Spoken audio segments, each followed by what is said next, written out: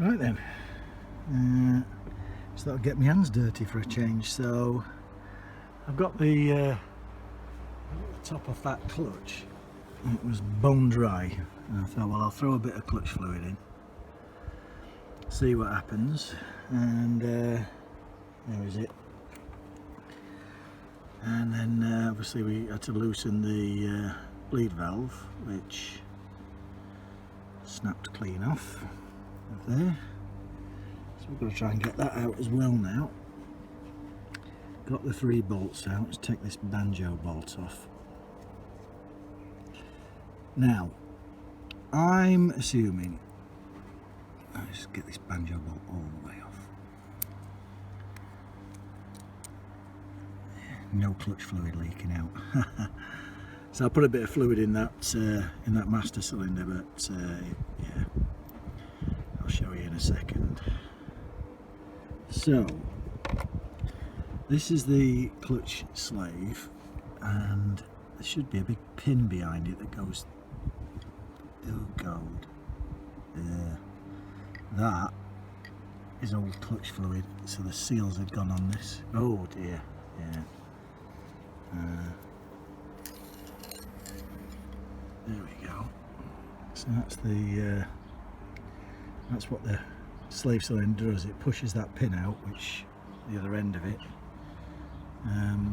pushes your clutch. But yeah, all that white powdery stuff, that was once clutch fluid, and that's what it dries like. It dries into a horrible powdery crystal, and that thing is full of it. So that seal there on the back of that, around that rod, that's leaking. But they are replaceable after I've cleaned this thing up a lot. Okay, another 2 problems solved. Emil at A14 salvage again, come through. This is actually off that VF1100, but apart from this lug, which seems to be just about the positioning of this hose, which is still in the right place, this one doesn't have that lug. So, get it orientated. Yeah, you can see that lug missing here. But it's literally just for the positioning of that. And the position doesn't change, so maybe it's an afterthought or a previous thought. I haven't tried to undo that yet, just soaked it down with some WD-40. I picked up, because it was attached to it anyway, this, because what I did notice on this one is when I put some fluid in the top and undid the banjo bolt down here, nothing ran out, which probably means this is clogged. It might not be retrievable. So I picked up the hose while I'm at it. It's a bit of a pain to try and slot it in, but do that, connect that up to the master cylinder, bleed it, and let's see if we've got clutch. That would be good. Right then, got that nicely swapped out, swapped the cable, did it all in situ as well. Had to just loosen up this bracket that holds the coils on to get this thing slid through.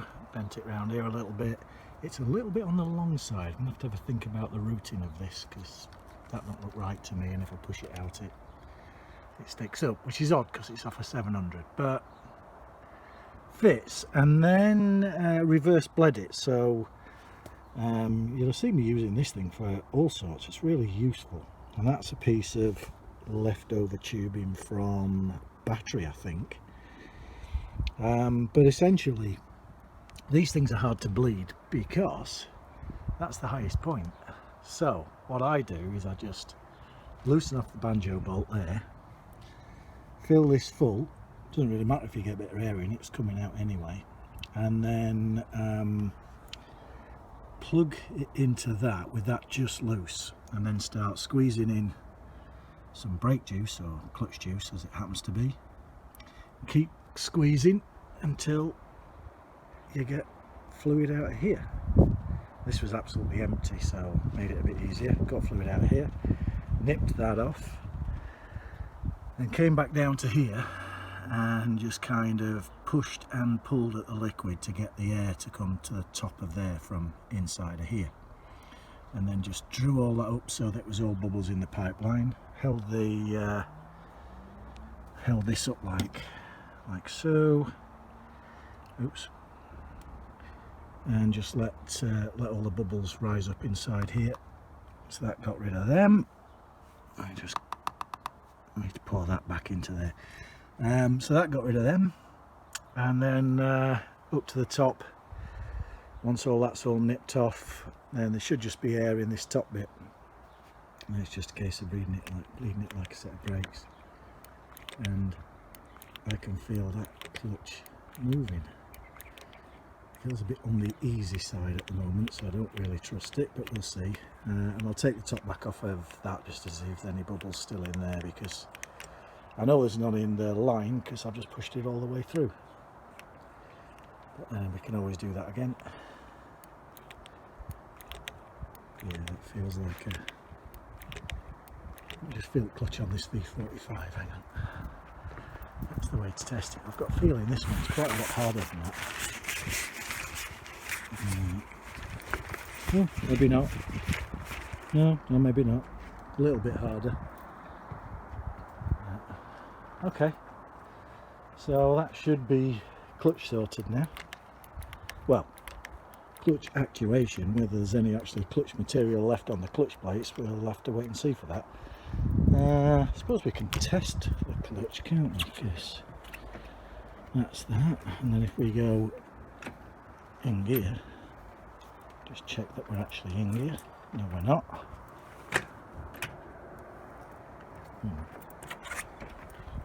No, can't get it in gear. Come on. No, doesn't want to go in gear. That's in gear. Yep, that's in gear. Clutch in. Yeah, clutch not working yet, so we've got a bit more bleeding to do in there, I think. Well, it is getting better by the minute. Of course, clutch plates could be stuck, but this definitely feels like it's pumping up now.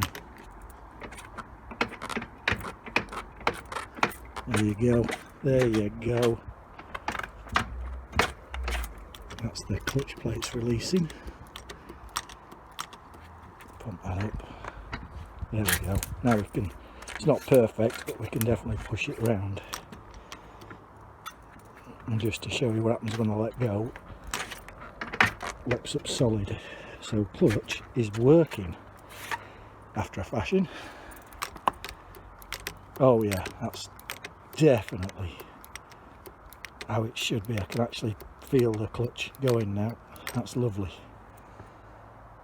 That's that. Another job done. Now when I say done, still got to put a set of seals in here, regardless of the fact we just got it working. I'll put a new seal in that. So at the moment I'm just trying to figure out, let's see if we can get things working. Then when we start doing it up and getting it ready for the road, yeah, I'm not going to rely on that. But I've got to say, that's feeling great now. I think that's sorted. So I'll pop that back on. Job done. Right, and as I was already covered in clutch fluid, I decided to keep going, so I reverse bled the front brakes. So basically put a bit of clutch fluid or brake fluid inside that syringe, put the hose on it, connect that up to the nipple, lift the syringe up, let the bubbles come out of the hose so that it's fluid all the way down to there, open the bleed nipple, took the cap off, only mullered one of the screws, so that's good. And then that was full of garbage, so I actually stopped at that point, emptied the syringe, used the syringe to suck all the garbage out of that, got rid of that, filled it full of fresh fluid, put it back on there, opened the bleed nipple, pump away like mad. I actually did that side first. Pump away like mad. All of the junk and horrible fluid comes down the line, all the bubbles and air that's in it.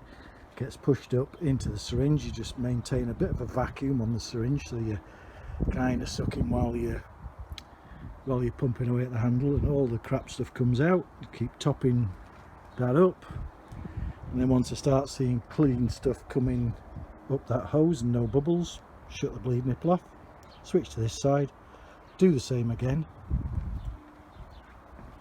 and front brakes. I wonder if they're not seeing them working yet, but yeah, I can definitely see that one opening and closing. How about this one? Couldn't see that one before. I'm gonna persuade myself that it's fine. If one's working, the other must be working. There you go, sorted. Now I'll figure that out later. Just need to take the calipers off. But for now, that front brake is solid, and we've got a clutch, we've got a back brake, and we've got a front brakes. So tick, tick, tick, win, win, win. Awesome.